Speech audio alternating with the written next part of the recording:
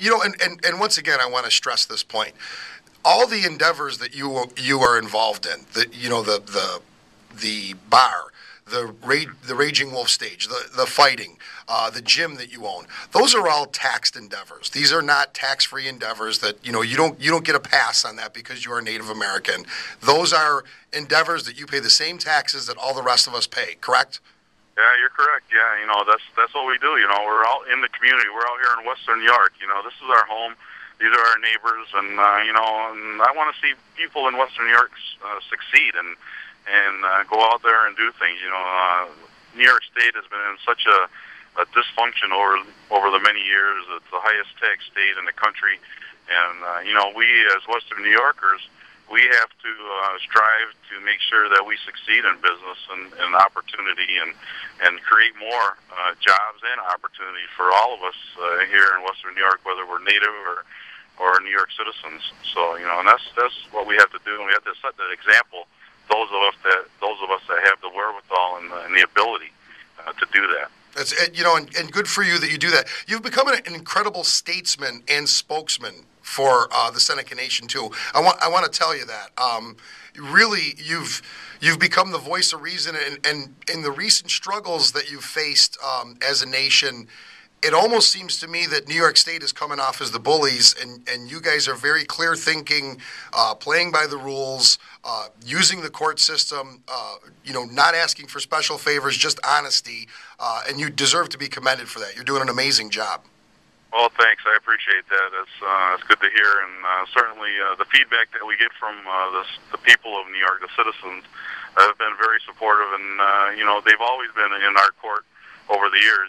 Certainly our disagreements are with New York State government and those people in Albany, and we're making a concerted effort to use diplomacy to go and talk with people in Albany and Washington too, for that fact, in regards to who we are, what we are, and why we believe the things that we believe in, and those are important things, and we have to use a level head.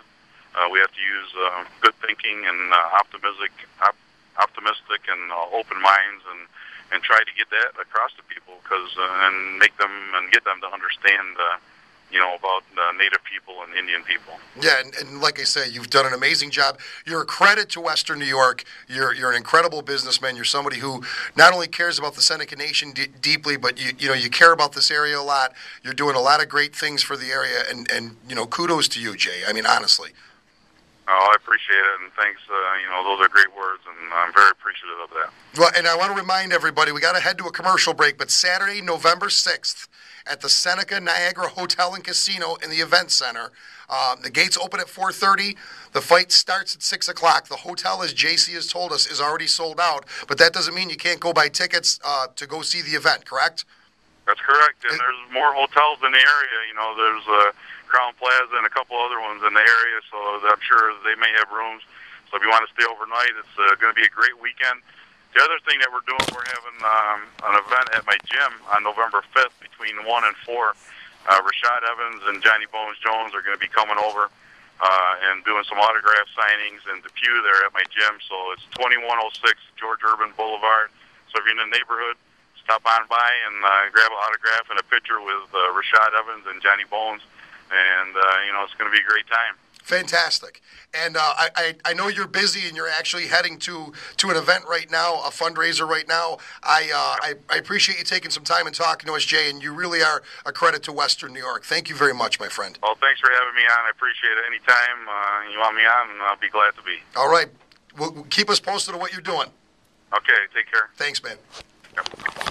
Jay, you there still? Okay. Yeah. Hey, buddy. Thank you so much, man. Hey, thank you, man. That was a great interview. I appreciate all the great words. Oh, it's the truth. I mean, honestly, and I grew up in Evans. I mean, I grew up on Reeves Road. I remember, and I've told people this. I talked about it on the show. I remember the Gill Lay Arena not looking the way it does now, and that wasn't. They want to give $53 million to bring a Bass Pro in. That there was not $1 that went into that. You've done an amazing job. I think that people don't understand that the endeavors that your income is taxed. They don't understand that. I mean, they think they think that you just live in this free world. And what you said it the best. What you're doing, the revenue that you're bringing in, you're buying buildings, you're opening gyms, you're employing people. I mean, I said on the show a couple weeks ago, the fifth largest employer is the Seneca Nation right now. I mean, Seneca, Right. it's amazing.